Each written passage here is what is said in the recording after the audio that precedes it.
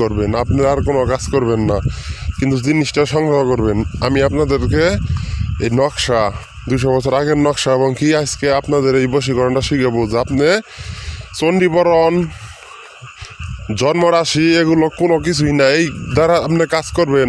গত ভিডিওতে আমি ভিডিও দিছি 100%-এর মধ্যে 100% লোকেরই কাজ হয়েছে। আশা করি এই ভিডিওতেও আপনাদের মনে করেন যে কাজ হবো। আর কাজ কিভাবে হবো নিয়মটা ভালোভাবে দেখেন। আমি এই যে সামনে 2টা নকশা আপনাদের সামনে উপস্থিত করছি, একটা অঙ্কন করছি আর একটা 200 বছর আগের কিতাব থেকে নিও। আমি এই নকশা দ্বারা খুশেদ তান্ত্রিক আজকে আমি এই জায়গায় এই টেপুসা পাগলের মাজারে আমি বান হইতে শুরু করে আমি যত কাজ আছে এইটার সাহায্য করি। একমাত্র সাহায্যের মালিক আল্লাহ, ঠিক আছে।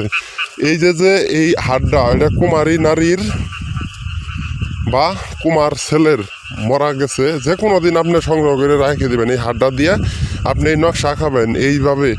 এই হাড়টা একটু হাড় এই নকশার উপরে দিবেন। আর এই যে নামের জায়গায় অবশ্যই এই নামের জায়গায় কাঙ্ক্ষিত ব্যক্তির শুধু নাম আপনি তো ভালোভাবেই জানেন যে আপনার সেই মনের মানুষ বা আপনি যাকে বশ করবেন সে কত দূরে থাকুক না কেন, বিদেশ না যত দূরেই থাকুক, ও আত্মাটার আপনার এই যে মরা মানুষের এই আত্মার হাড়টা এই আপনার এই কাজ করবো। আর এটা আপনার কাছে থাকলে আপনিও তান্ত্রিক সাজে যাবেন, কারণ আপনার কাছে একটা জিনিস থাকবো।